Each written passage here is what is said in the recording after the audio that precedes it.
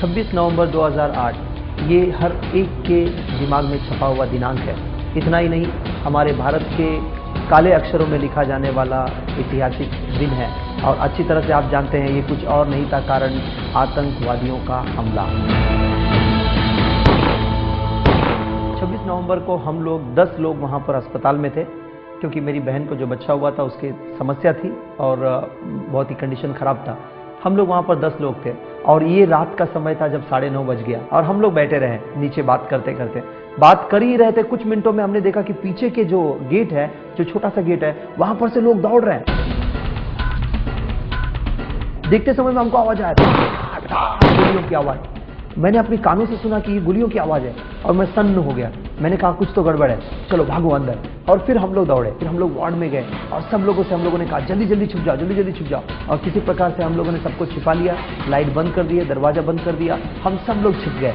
जब हम लोग छिप गए मैंने देखा कि बाहर का कॉरिडोर का लाइट चालू है और मैं दौड़ा गया बंद करने के लिए। जब मैं दौड़ा गया तो मेरे जीजा जी और मेरा दोस्त दोनों मेरे पीछे आए और हम लोग स्विच ढूंढने लगे, बटन ढूंढने लगे कि कहाँ पर है बंद करने के लिए। और फिर हमने पाया नहीं। जब नहीं मिला तो मैं जैसे ही पीछे मुड़ा मैंने देखा मेरे सामने कसाब और अबू इस्माइल गन के साथ में खड़े हैं। इसका नाम तो मैं नहीं जानता था, परंतु इतना देख रहा हूँ कि 2 लोग मेरी तरफ आ रहे हैं, एक लंबू है और एक टिंगू है। एक गन को लेते हुए आ रहा है और मेरे सीने पे गन रखकर मुझको बोलता है और मुझसे पूछा तू कौन है रे। मैं समझ नहीं पाया क्या कह रहा है। मेरे जीजा जी से पूछा तू कौन है रे। उसने कहा साहब मैं क्रिश्चियन। फिर उसने मुझसे पूछा तू कौन है रे। मैंने कहा साहब मैं भी क्रिश्चियन हूँ। मेरे दोस्त से पूछा तू कौन है रे। उसने कहा साहब मैं भी क्रिश्चियन। अच्छा क्रिश्चियन है क्रिश्चियन है तू, आजा आजा आजा, सो जा सो जा सो जा सो जा सो जा।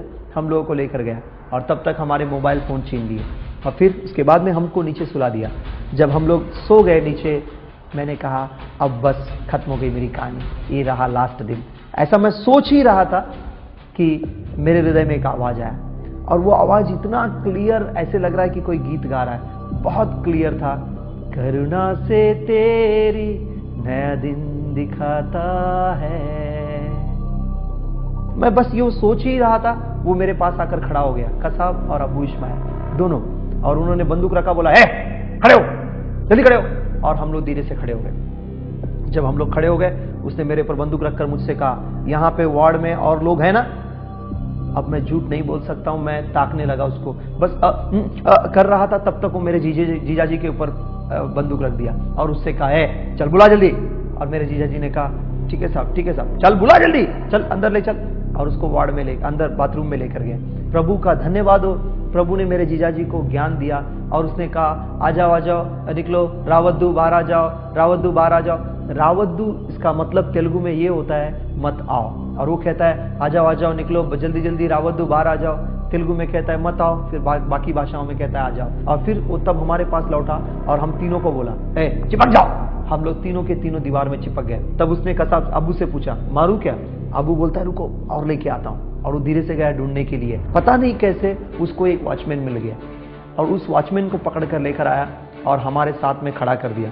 हम 3 खड़े थे, वॉचमैन उसी हॉस्पिटल का वॉचमैन आकर हमारे साथ में खड़ा हो गया और वो पीछे से अपना बंदूक लिया और मारना शुरुआत किया। खट खट खट खट 4 बार आवाज आई। हमने अपने कानों से सुना 4 बार गोली, बंदूक की आवाज, लेकिन एक भी गोली उसमें से नहीं, एक भी गोली नहीं निकली।